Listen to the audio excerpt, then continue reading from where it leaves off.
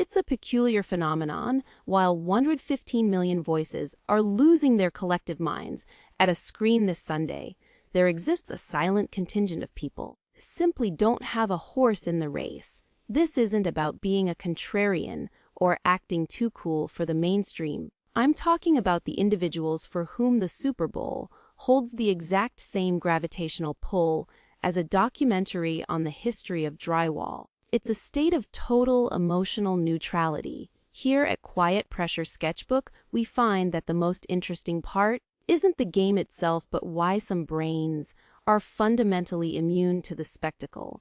To get a handle on this, we have to admit that a passion for athletics isn't a factory installed software update. We aren't born with a biological mandate to scream at a leather ball crossing a line. What we define as fandom is actually a complex tapestry of tribalism and parasocial bonds. Psychologists call it basking in reflected glory. It's that curious mental trick where your brain releases a flood of dopamine because 20 strangers in a different time zone won a game. Your only contribution was sitting on a sofa. For the uninvested, watching this happen is like watching someone get high on a substance you're physically incapable of processing. You see the effect, but you can't feel the heat. Research in the Journal of Consumer Psychology suggests this might come down to our optimal stimulation levels. Think of it like a radio frequency. Some people's internal circuitry thrives on high decibel, high-stakes environments. Others find that exact same frequency grating or overstimulating.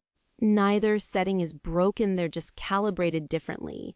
If you find yourself drifting away from the hype, it might just be that your nervous system built for a different kind of quiet. At Quiet Pressure Sketchbook, we appreciate that for many. 3. Our roller coaster of momentum shifts feels less like a thrill and more like a grueling shift at work. This ties into our ancient survival instincts. We're wired for the tribe our ancestors survived by picking a side and sticking to it. Modern sports are just a sanitized version of that primitive us versus them mentality. But the pull of the tribe isn't a universal constant. While one person gets their sense of belonging from a stadium, another finds it in a specialized forum for vintage typewriters or a local gardening group. Basically any community that doesn't involve worrying about a quarterback's ACL. They haven't abandoned the idea of connection, simply relocated it to a space that doesn't require memorizing box scores. There's also the locus of control to consider. This is the psychological divide between those who focus on what they can influence and those who enjoy investing in things they can't. When you're decked out in a lucky jersey, shouting at a referee who can't hear you, you're leaning into an external reality. Some that's a beautiful escape. For others, it's fundamentally frustrating. They'd rather pour their emotional energy into a project where their effort leads to a tangible result.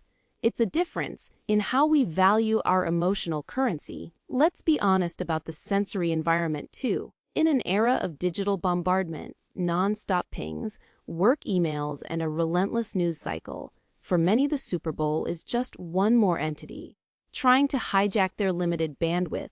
For the highly sensitive among us, roughly 20% of the population, a Super Bowl party isn't a celebration, it's a sensory assault. The flashing lights, the loud commercials, and the constant roar of the crowd, someone feeling emotionally hungover for days. What looks like a party to one person feels like an endurance test to another. Even the element of surprise plays a role. We're told the beauty of sports is that anything can happen, but not everyone enjoys that level of ambiguity. Have a low tolerance for uncertainty. That thrilling suspense feels more like a low-grade anxiety attack. When you realize the outcome has zero impact on your actual life, sitting through hours of manufactured tension starts to look like a very strange way to spend a Sunday. It's the same reason some people find horror movies fun, while others find them miserable. Our nervous systems just have different relationships with stress. Then there's the cultural circus. The halftime shows, multi-million-dollar ads, the themed dips. If the core game doesn't interest you, All the extra layers just feel like being the only sober person.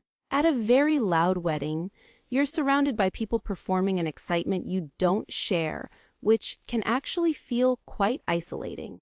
It's the sensation of having missed a memo that everyone else is reading from. Of course, sometimes the explanation isn't that deep.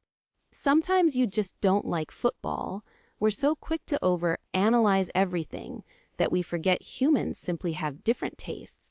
You might not care about the NFL, but perhaps you're obsessed with grandmaster chess or competitive baking. Expectation that everyone should care about one specific event is actually much stranger than the act of opting out. Most revealing thing is often how defensive fans get when you admit your indifference. It's as if by rejecting the game, you're rejecting their entire worldview.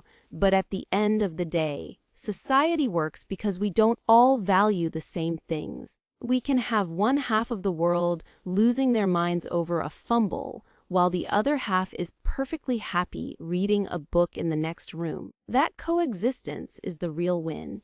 If these psychological deep dives resonate with you, make sure to follow along with us here at Quiet Pressure Sketchbook. If you want to help us keep exploring these hidden corners of the human experience, consider supporting the channel by hitting that join button. I truly value your company,